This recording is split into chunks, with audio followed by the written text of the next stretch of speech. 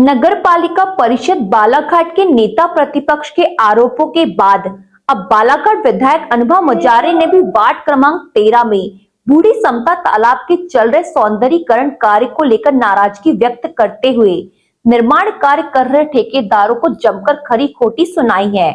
उन्होंने कहा कि बड़े ही अफसोस की बात है कि जिस ठेकेदार ने लापरवाही बरतते हुए लाखों की सड़क में बंटर बाट किया, जिसकी जांच भी चल रही है, उसी ठेकेदार को नगर पालिका ने पुनः कार्य सौंपा है। दरअसल 17 जनवरी को शिकायत मिलने के बाद नेता प्रतिपक्ष कारो लिल्हारे कांग्रेस के अन्य पूर्व पार्षद और पार्षद प्रतिनिधियों के साथ वार्ड क्रमांक 13 में स्थित समता तालाब में लगभग 1,64,00,000 के निर्माण कार्य को देखने पहुंचे थे, जहां उन्होंने जारी निर्माण कार्य पर असंतोष जाहिर करते संबंधित ठेकेदारों पर कार्रवाई की मांग की थी।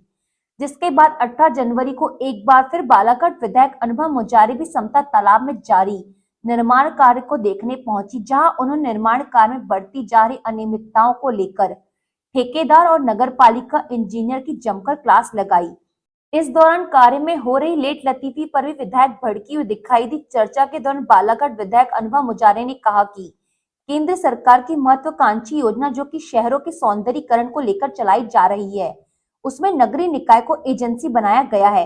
अमृत 2 के तहत 1,64,00,000 की लागत से समता तालाब का सौंदर्यीकरण हो रहा है, लेकिन प्रारंभ से ही निर्माण कार्य में काफी अनियमितता देखने को मिली है, जिसको लेकर पूर्व में भी हिदायत दी गई थी, लेकिन बावजूद इसके ठेकेदार द्वारा मनमानी कर खराब गुणवत्ता के पत्थर लगाकर पिचिंग कर दी गई, जबकि वॉल की भी गुणवत्ता ठीक नहीं है, जिसके बाद 17 जनवरी से कार्य को रुकवा दिया गया है। 1,64,00,000 रुपए की लागत से जो हमारे बालाघाट शहर का वार्ड नंबर 13 है, यहाँ पे 14 यहाँ पे समता तालाब के सौंदर्यीकरण का कार्य हो रहा है।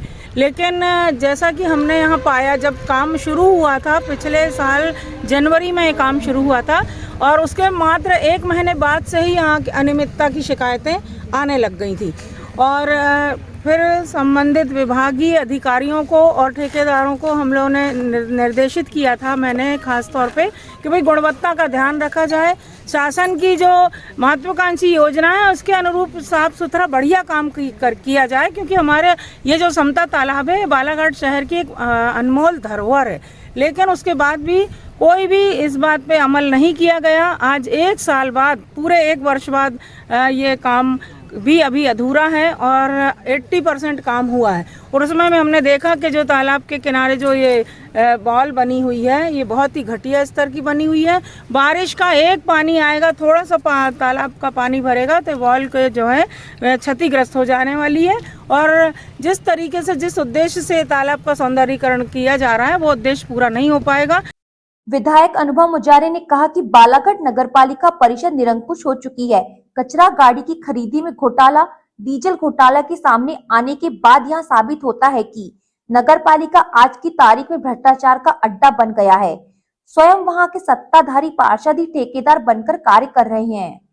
भारतीय जनता पार्टी की, क्योंकि प्रदेश में सरकार है, केंद्र में सरकार है और यहाँ भी नगर पालिका में पिछले ये तीसरा कार्यकाल है भारतीय जनता पार्टी का, तो मैं तो ये कहना चाहूँगी कि ये लोग निरंकुश हो चुके हैं। निरंकुशता इनके अंदर समाहित हो चुकी है। इनकी जो अध्यक्ष हैं वो अपनी गलती मानने के बजाय और ऊटपटांग तरीके के बयान देकर सम्मानित जनप्रतिनिधियों को अपमानित करने की कोशिश करती हैं, जो कि बहुत ही शर्मनाक और उनकी हल्की सोच का परिचायक होता है। निर्माण कार्य के और जो कोतवाली थाने का जो निर्माण कार्य है सड़क का, इस दोनों के ठेकेदार एक ही हैं बालाघाट शहर के श्री आनंद दुबे, और उनको क्योंकि वरदहस्त प्राप्त है भाजपा नेताओं का, उनके सिर पे हाथ है और जब शिकायत होती तो सीधे बड़े नेताओं के दरवाजे के चक्कर काटना चालू कर देते हैं और वहां तक आवाज उठाते हैं। तो ये बहुत गलत बात है।